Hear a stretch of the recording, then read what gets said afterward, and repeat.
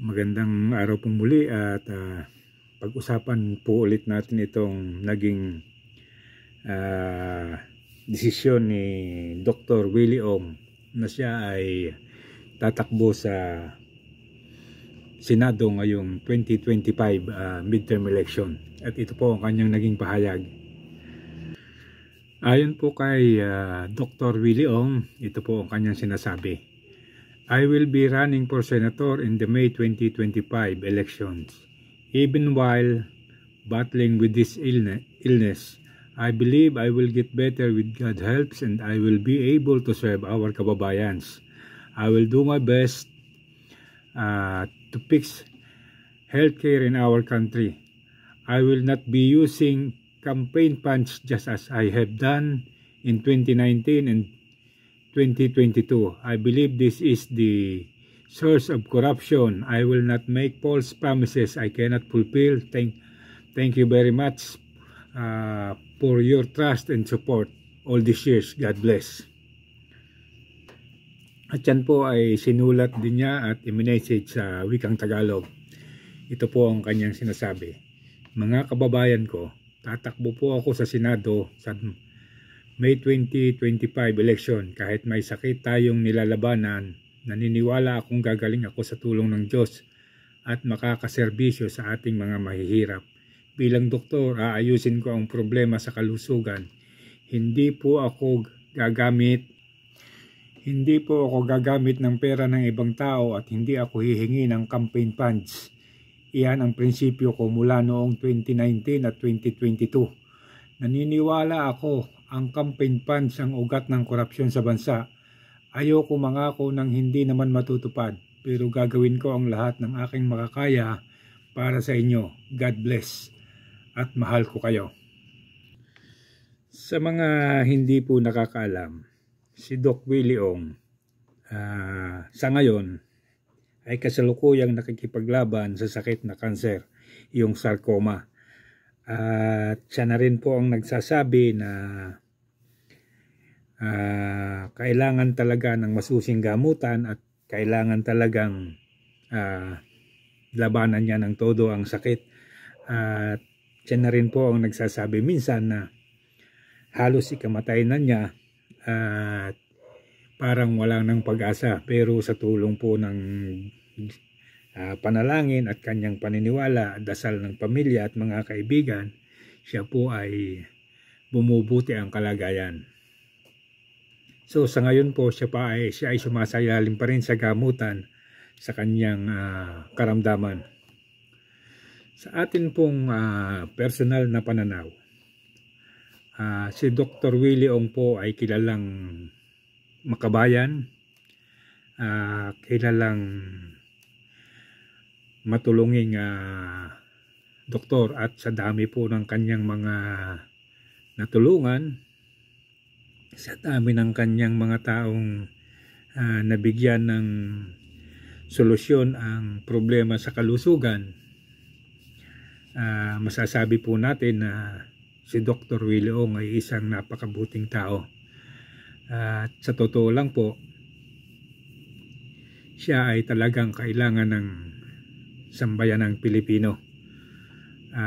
Kung siya talaga yung uupo dyan sa Senado,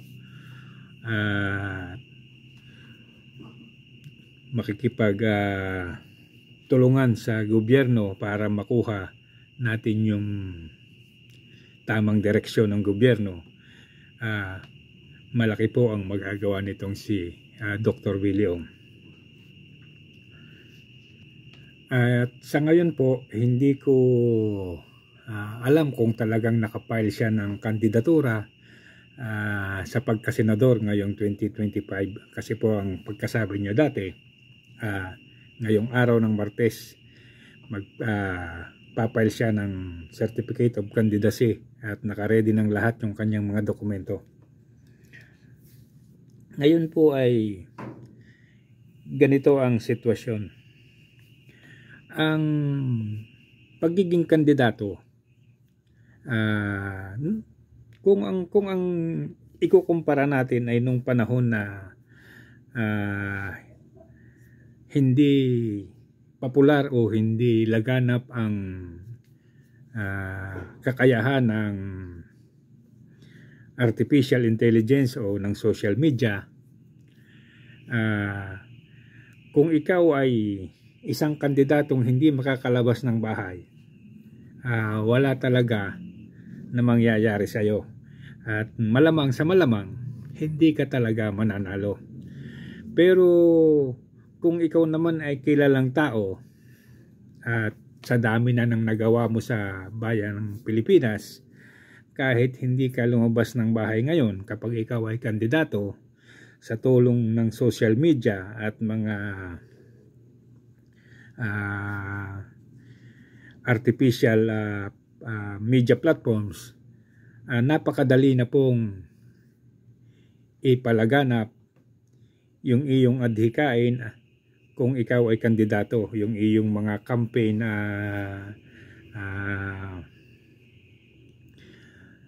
parapernalyas, yung iyong mga plataforma, napakadali na pong isiwalat sa pamamagitan ng social media. Ngayon po, sa kalagayan nitong si Dr. Willie Ong, siya po ay sabihin na natin siya ay nasa medyo critical pang kondisyon. At sa tingin ko, hindi talaga makakatulong sa kanya sa ngayon yung pagkakaroon ng isipin o dalahin sa kanyang isipan na siya ay kumandidato, at siyempre wala namang kakandidato na hindi mag-iisip na mag-intensyon na manalo. So sa kalagayan po ni Dr. Willie Ong, hindi naman po sa minimenos natin yung kanyang kakayahan sa ngayon. Ito po kasing kondisyon niya ay medyo nasa critical, at kung mayroon siyang iniisip na kandidatura at kailangan niyang palaging gumawa ng mga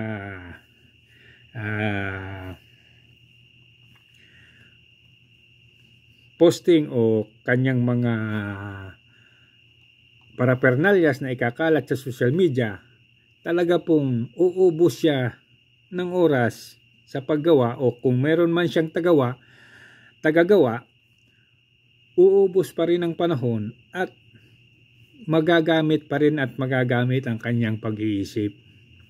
At sa kanya pong kondisyon, mahihirapan siyang makarecover sa kanyang kalagayan kung sa tuwi-tuwi na ay lagi siyang may stress. Kasi po yung filing ng kandidatura ay nagsimula ngayong Oktubre. Ang eleksyon po ay sa Mayo pa. So meron siyang 5 buwan at saka 8 buwan.